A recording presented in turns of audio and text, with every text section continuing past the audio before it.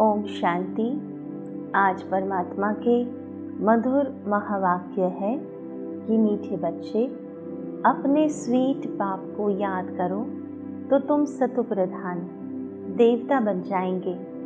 परमात्मा पिता, जिन्हें हम प्रेम के सागर कहते हैं, जब हम उन्हें याद करते हैं तो वह मीठापन, वह प्यारापन हम में आ जाता है और वही तो देवताओं की निशानी है। परमात्मा कहते हैं, जो संपूर्ण पवित्र आत्माएं हैं वही संपूर्ण प्रेम स्वरूप बन सकती हैं। अगर पवित्रता नहीं तो वह प्यार, वह मीठापन नहीं आ सकता। जब हम सतो प्रधान अर्थात संपूर्ण पवित्र बन जाते हैं, तब हम परमात्मा के समान बहुत मीठे बन जाते हैं और देव समान बन जाते हैं। इसलिए तो देवताएं बहुत मीठे लगते हैं। चाहे हमारा मन कितना भी उदास क्यों ना हो, कितना भी परेशान क्यों ना हो, परंतु देवी देवताओं के दर्शन मात्र से हमारा मन शांत और सुखी हो जाता है, क्योंकि देवी देवताएं स्वयं बहुत मीठे, बहुत पवित्र और बहुत शांत होते हैं। तो परमात्मा हम बच्चों को यह अटेंशन दिलाते हैं कि सारा मदार याद की यात्रा पर है, अर्थात परमात्मा की मधुर याद पर आधार है। क्योंकि हम जिन आत्माओं को याद करते हैं, हम वैसे ही बन जाते हैं। जब हम परमात्मा को याद करते हैं तो हम उनके समान बन जाते हैं। दूसरी पॉइंट में परमात्मा ने प्रश्न पूछा कि जैसे परमात्मा की कशिश बच्चों को होती है, वैसे किन बच्चों की कशिश सबको होगी? तो परमात्मा ने समझाया, जो फूल बने हैं, जैसे छोटे बच्चे फूल होते हैं, उन्हें विकारों का पता भी नहीं, तो वह सबको कशिश करते हैं। अर्थात जो आत्माएं इनोसेंट होती हैं, निर्विकारी होती हैं, पवित्र होती हैं, शुद्ध होती हैं, प्यारी होती हैं, वही आत्माएं सबको कशिश करती हैं, अर्थात अट्रैक्ट करती हैं। तो परमात्मा कहते हैं कि जब हम बच्चे इन जैसे फूल बन जाएंगे, अर्थात पवित्र बन जाएंगे, तो सबको कशिश होंगी। तुम्हारे में विकारों का कोई भी कांटा नहीं होना चाहिए। तो हमें स्वयं में चेक करना है कि एक भी विकार का कांटा तो नहीं है, क्योंकि कांटा दुखदाई होता है। जब वह दूसरों को चुभता है तो हमें भी वह कांटों को निकाल देना है। जब हमारे विचार, वाणी और व्यवहार किसी को भी दुख देते हैं, किसी के व्यर्थ संकल्प चलाते हैं, तो वह भी जैसे कि कांटा है। तो हमें स्वयं को साक्षी होकर ईमानदारी से चेक करना है कि स्वयं में कौन से कांटे हैं, जिसे निकालकर हमें बहुत ही सुंदर फूल बनना है, जो गुणवान है, पवित्र है, सबको प्यारा लगता है। जब हम ऐसे फूल बनेंगे तो हम परमात्मा को भी प्रिय लगेंगे और सर्व आत्माओं को भी प्रिय लगेंगे। और तीसरी पॉइंट में परमात्मा ने बहुत सुंदर पुरुषार्थ समझाया। परमात्मा ने कहा कि सुख धाम में चलने के लिए सुखदाई बनना है। सुखधाम अर्थात सतयुग, जहाँ हम अभी रहते हैं, उसे दुखधाम कलयुग कहा जाता है, जहाँ सर्व प्रकार के दुख हैं और हम आने वाले संसार में जाने के लिए तैयारी कर रहे हैं। जो आने वाला संसार सुखधाम है, अर्थात इस संसार में सर्व प्रकार का सुख होगा। तन का भी सुख होगा तो मन का भी सुख होगा, धन का भी सुख होगा तो संबंधों का भी सुख होगा। जब हमें सर्व प्रकार का सुख होगा, उसी को तो सुखधाम कहा जाता है। तो परमात्मा कहते हैं उसके लिए हमें तैयारी करनी है। उसके लिए विशेष पुरुषार्थ जो करना है वह है सबके दुख हरकर सुख देना है। कभी भी दुखदाई कांटा नहीं बनना है। जब हम अन्य आत्माओं को सुख देते हैं तो वही सुख हमें रिटर्न में अनेक गुना होकर मिलता है। यही तो कर्मों का सिद्धांत है। जब हम दुख देते हैं तो वह भी अनेक गुना होकर के हमारे पास आता है। तो हमें जो स्वयं चाहिए वही तो दूसरों को देना है। परमात्मा कहते हैं इस विनाशी शरीर में आत्मा ही मोस्ट वैल्यूएबल है। वही अमर अविनाशी है। इसलिए अविनाशी चीज से प्यार रखना है। देह का भान मिटा देना है। शरीर की कीमत भी तो वही तक है जब आत्मा उसमें प्रवेश करती है। जब आत्मा निकल जाती है तो शरीर का कोई मूल्य नहीं रहता। तो परमात्मा कहते हैं कि यह शरीर तो साधन है, लेकिन मैं आत्मा चैतन्य हूँ, अविनाशी हूँ।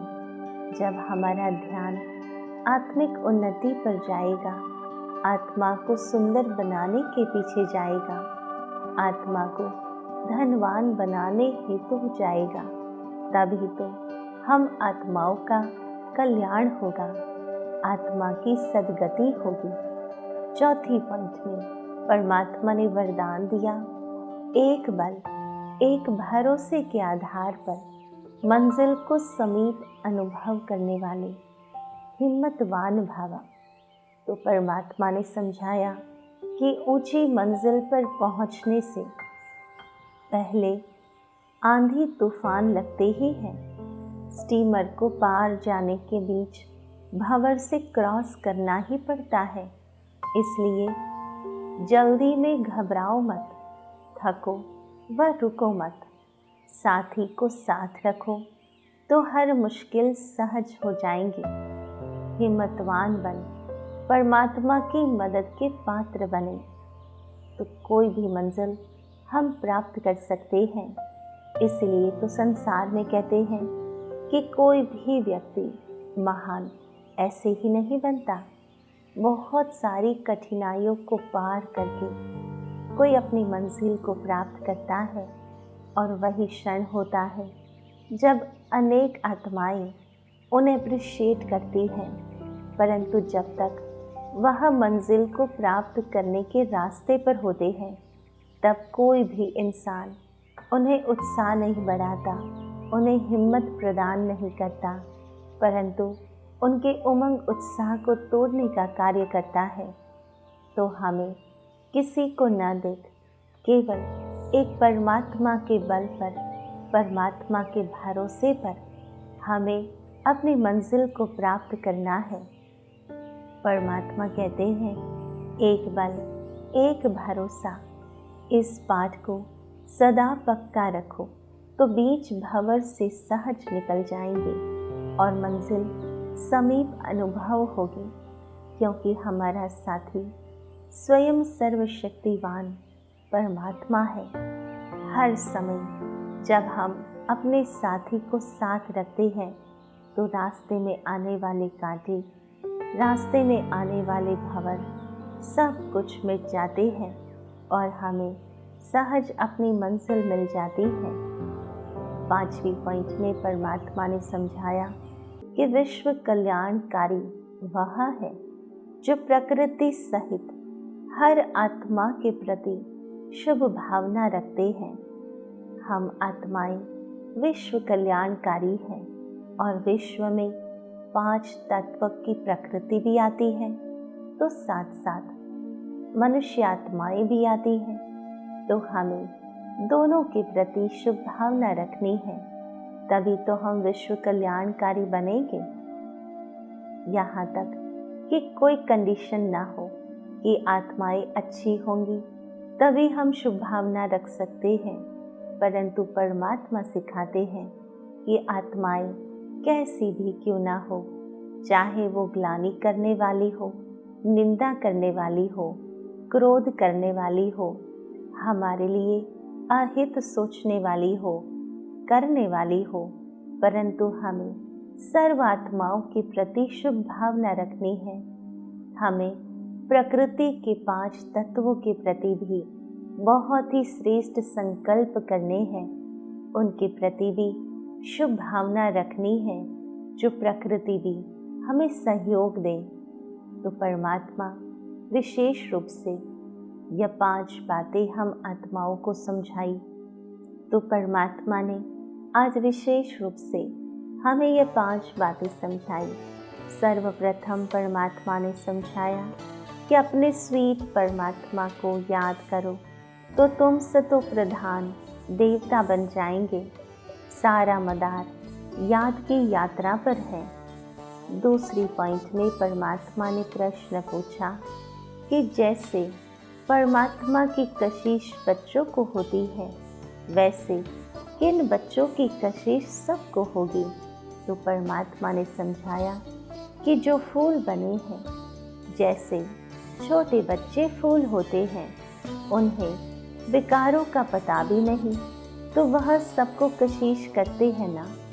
ऐसे तुम बच्चे भी जब फूल अर्थात पवित्र बन जाएंगे तो सबको कशिश होगी। तुम्हारे में विकारों का कोई भी कांटा नहीं होना चाहिए।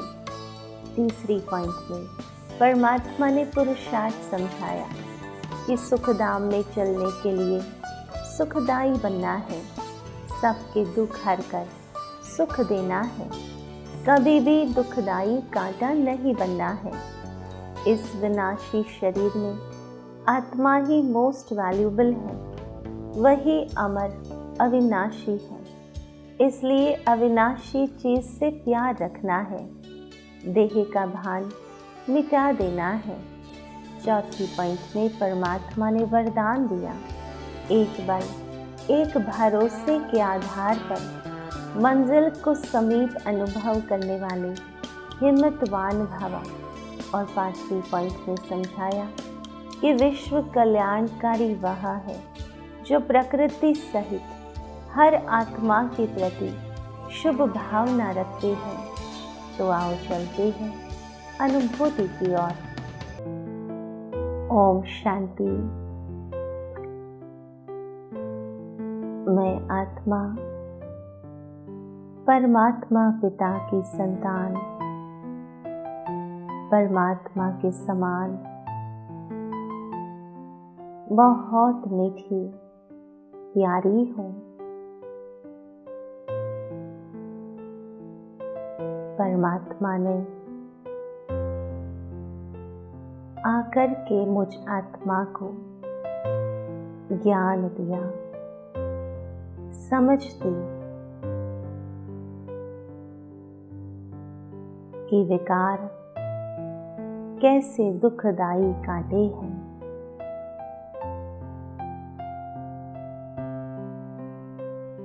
विजुलाइज करो कि परमात्मा की सर्व शक्तियां मुझ आत्मा पर पड़ रही है और आत्मा में जो विकार रूपी कांटे हैं उन्हें नष्ट कर रही है।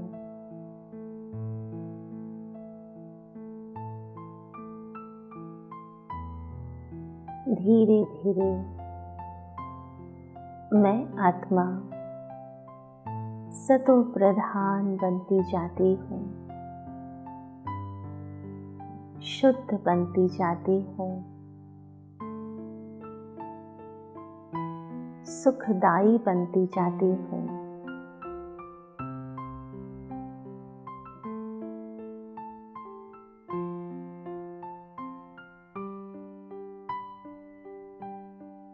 मैं आत्मा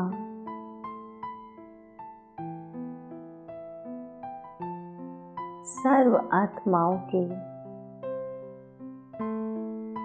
दुख को हरकर सुख देने वाली मास्टर दुख हरता सुख करता हूँ, विश्व कल्याणकारी हूँ।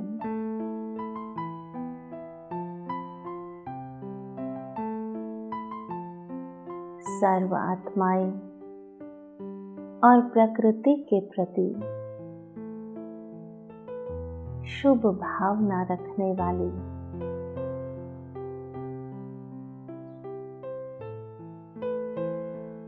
मैं आत्मा विश्व कल्याणकारी हूँ।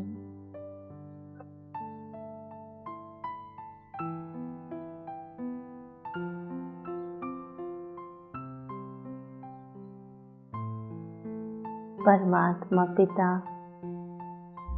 का एक बल, एक भरोसा जीवन के सर्व कष्ट, सर्व विघ्न हरने वाला है।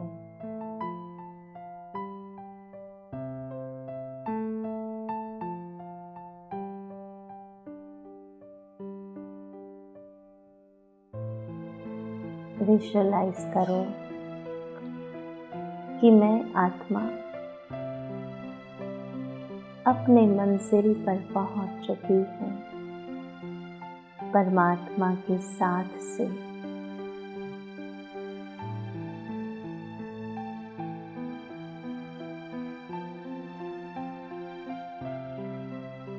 ओम शांति शांति शांति।